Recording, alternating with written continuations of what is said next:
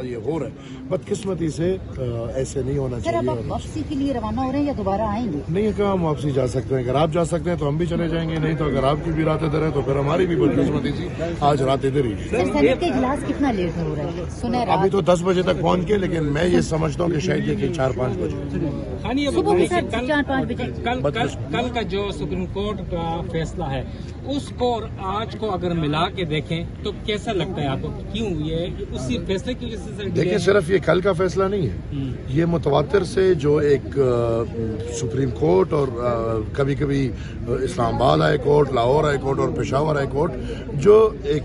کھلا بالکل ایک پارٹی کو سپورٹ میں نکل چکے ہیں، تو یہ پورا پروسیس ان کی وجہ سے سبوٹاج بھی اور یہ